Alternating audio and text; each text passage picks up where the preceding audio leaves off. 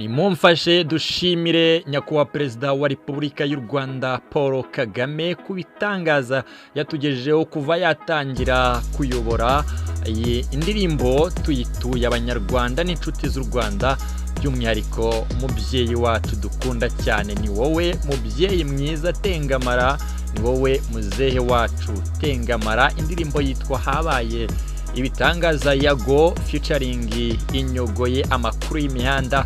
Of course nitwa Mr Muhanzi, Mr Talented, Mr From Zero to Hero, Mr Future, ariko kandi ababyeyi banyise Mugawende Kwerejisi uhawe ikaze. Birumvikana neza ko twamaje kuba dusesekara mu makuru y'imihanda na makuru y'imyidagaduro. Of course nakubwiye karinjyo yagutegurira Mr Muhanzi, Mr Talented, Mr Future, ariko kandi tuba twicaye neza kuri Ndabaze TV. Birumvikana ko wamaje gukanda subscribe, ndagushimiye cyane kandi ariko kandi niba utari wanayikanda ndakeka ariko kanya ugomba kuba wemeza ko uri umwe mu barenga 400 maje kwemeza ko bagomba kujya babana natwe makuru ibiganiro bitandukanye by'imyidagaduro bigomba kunyura hano. Hanyuma rero iri ni itangazo cyangwa se n'ubutumwa buciye kuri Instagram account ya Yago Pondati. Uyu muramuzi cyane nyuma yo ko yabakubise indirimbo zitandukanye mugapinga, ariko nyabuneka ndakeka ko umaje kugenda mwemera yabakubise album Suwejo. Benshi muti ibi byo rwose bigiye guferinga, nyabuneka komeza dukubite ka microphone twikubitire icyo bita interview, dukomeza twiyera ibiganiro nayo by'indirimbo bivemo.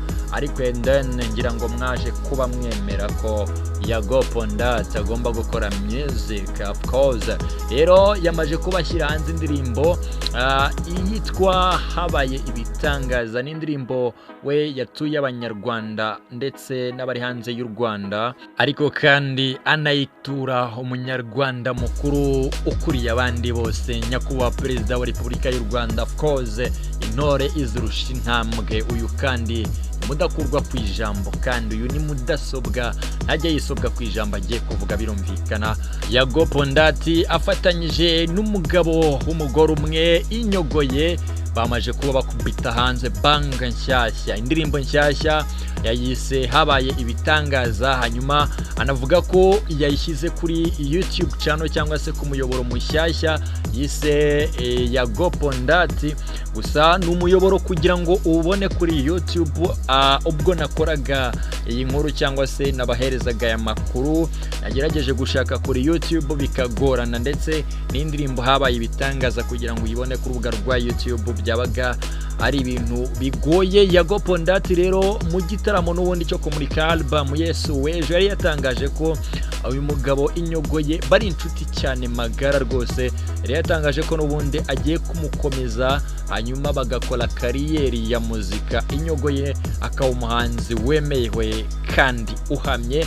Birumvikana ni nyuma yuko bari bamaje gukorana n'ubundi indirimbo ni waneza, ndetse bana performinganya cyangwa se baririmbanye ku rubyiniro muri iyi album ya Yago Pondati. Abantu bakamwishimira, ahita avuga ati uyu mugabo agomba gukomeza kariyeri ya muzika. Of course na makuru y'imihanda dukomeze tubane. Hanyuma rero birumvikana ko n'ubundi yamusubije muri studio, hanyuma bagakora iyi ndirimbo yo gushimira ndetse yo gutaka yo kuvuga ibigwi n'ibyiza bya nyakubahwa perezida wa Repubulika y'u Rwanda Paul Kagame, ayita habaye ibitangaza. Ntago wamukerensa kabisa, u Rwanda habayemo ibitangaza kubera ko twagize ubuyobozi bwiza, ariko kandi na n'ubu tukibufite, ndetse kandi tukinabufite n'imbere hazaza hacu mu myaka ntashyira mu mibare ngo nkubwire ngo imyaka iniye u Rwanda ruzahora rutengamiye mu gihe tuzaba tugihuje ubumwe. Ndi umunyarwanda. Of course ni amakuru y'imihanda, ariko kandi sinavuga kuri ibyo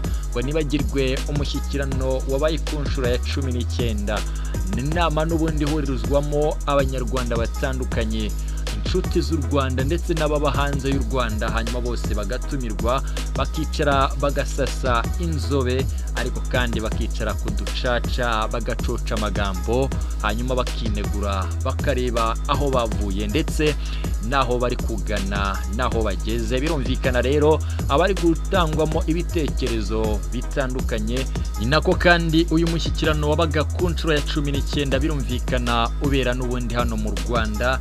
Hajemo ibyamamare bitandukanye ku nshuro ya mbere ejo ku itariki ya 23 n'ubundi waberaga muri Kigali Convention Center. Yabonetsemo ibyamamare ndetse n'ibyamamarekazi bitandukanye birimo Mugisha Benjamin, birimo kandi aba Miss batandukanye barimo Bamuhita Divine, ndetse kandi hagaragayemo umuhanzi uramya akanahimbaza Imana Israel Mbonyi.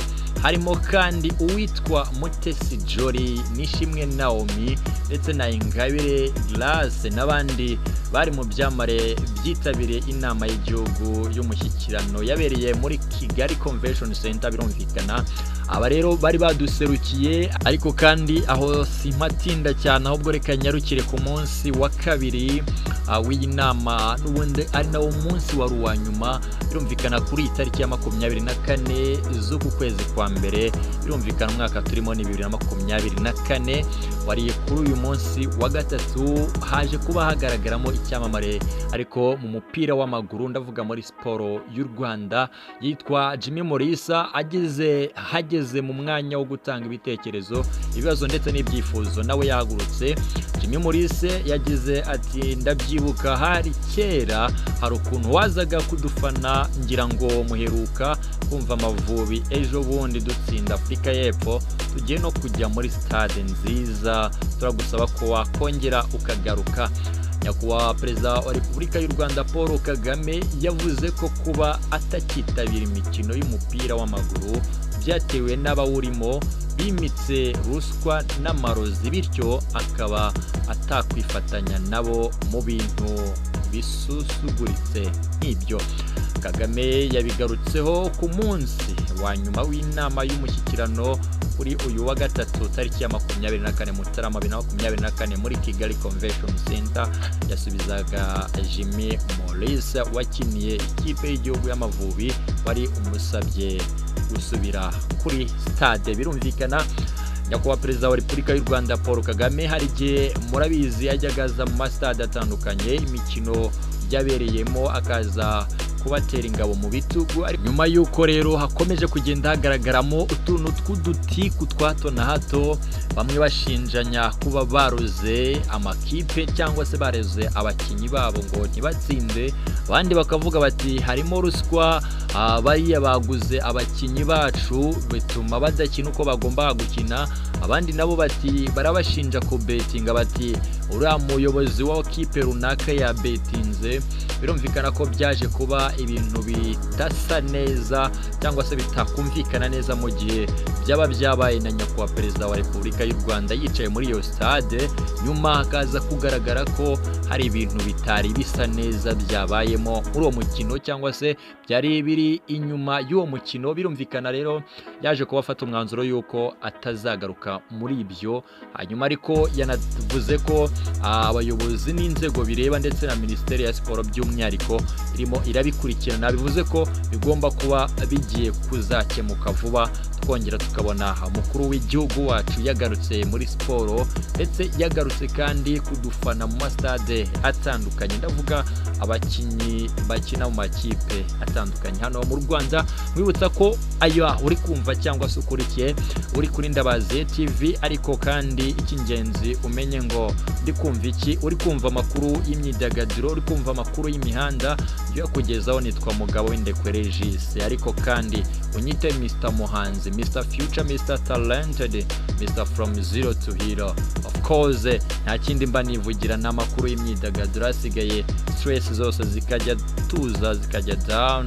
Hanyuma kandi ndaguha ikaze uri hirya no hino mu ntara zose z'u Rwanda, umujyi wa Kigali. Nizere ko mumeze neza hirya no hino, ariko mu mpande zose z'isi nizere ko namwe mumeze neza mu migabane yose. Munkurikira mukande subscribe. Reka tugere kumwe mu bahanzi b'abaraperi bakunzwe cyane n'urubyiruko by'umwihariko mu njyana ya trap, Kinya Trap ku mugongo.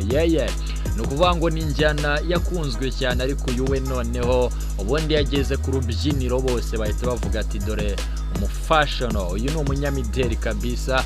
Si uko afite impano yo kurapa cyangwa se yo kuririmba mu njyana ya trap, ahubwo afite n'impano yo kuba ari umufashono. Yageze ku rubyiniro nawe afite udushya twinshi cyane, murabizi stage zitandukanye yagiye aseruka yambaye imyambaro itandukanye ifite ishusho uburyo igaragaramo.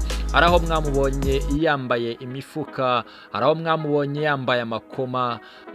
Usibye kuba afite impano itangaje yo kuririmba mu njyana ya trap, aradukoma ariko fresh, imyambaro ye, fashion ye kabisa nayo imeze neza. Rero yabishyize mu ngiro.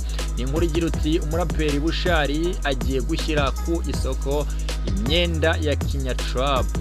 Iyi myenda izaba iba yanditseho ijambo Kinya Trap, izina bitiriye injyana y'umuziki akora we na bagenzi be.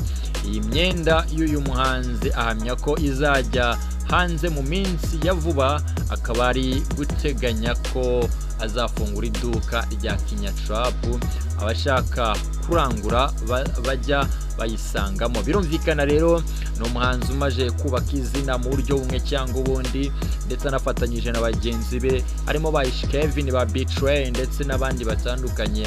Bushare urabona ko atangiye kubishyira ku rundi rwego. Niba tugiye mu mihanda ya Kigali uyu mujyi, byumvikane ko ugiye kujya uhura n'umuntu yambaye umupira handitseho Kinya Trap, nk'uko wabonaga yanditseho USA, American, Diamond Platnumz n'ibindi bitandukanye, cyangwa se za Kanyaga. Iyo mupira ngira ngo mwarayibonye. Ubu rero hagezweho noneho Kinya Trap. Nizera ko rero muzanamushyigikira cyane kabisa, hanyuma mukanayigura. Ariko kandi tukomeze tubane mu makuru y'imihanda, tubane hano kuri Ndabaze TV. Ngewe ukomeze umfollowing kuri platform zanjye zose, yaba Instagram cyangwa se X yahoze yitwa Twitter, tubane no kuri TikTok, hanyuma kandi tubane kuri Facebook page ni Ndabaze TV, ariko kandi kuri Instagram nitwa Mr Muhanzi Kane. Ugende ukole follow aba followers 50 hari ndakeka ari maje kugira.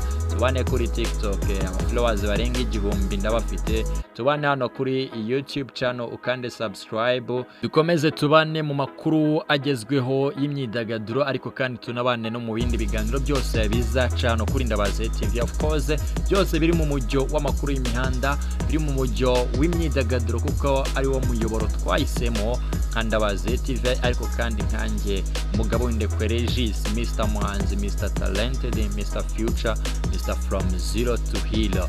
Ugomba kunsupportinga, kuko burya iyo ufashije umuntu ntaguzi wowe uzafashwa nande cyangwa se uzakenera ubuhe bufasha. Usangire kandi ibitekerezo, birumvikana ujye muri comment nyandikire, hanyuma kandi usangize inshuti yawe kugira ngo n'abandi bibagireho nabo bamenye amakuru y'imihanda. Hanyuma kandi like niba wabikunze, ariko kandi ugende rwose unfollowing ukande subscribe kugira ngo dukomeze tuzamuranye entertainment ikomeze igere ku rundi rwego rushimishije. Ndagusabira umugisha kumana utagabanyije na gatoya, wowe wanyemereye ukamakanya ukantiza akanya gatoya kabisa ukanyumva. Hasigaye niba utameze neza, ndakuragiza Imana ishobora byose yonyine ariyo ikwiragirira, hanyuma kandi gufasha kumera neza. Ariko kandi niba umeze neza ukomeze nawe ushima Imana, hanyuma usabire n'abandi kumera neza. Birumvikana iyi si ibirimo byinshi cyane bituma tumera neza cyangwa tukamera nabi, byose tuba tugomba kwitoza kubyakira, ariko tugafasha n'abandi kubyakira. Ndagusabira Imana yonyine ngo ikuragire kandi iguhe umugisha utagabanyije, ufashe gutera intambwe uve aho wari uri ugere n'ahandi, ariko kandi iguhe n'umutima nanone mwiza. Niba ufite mwiza, wigishe n'abandi uburyo bawugira.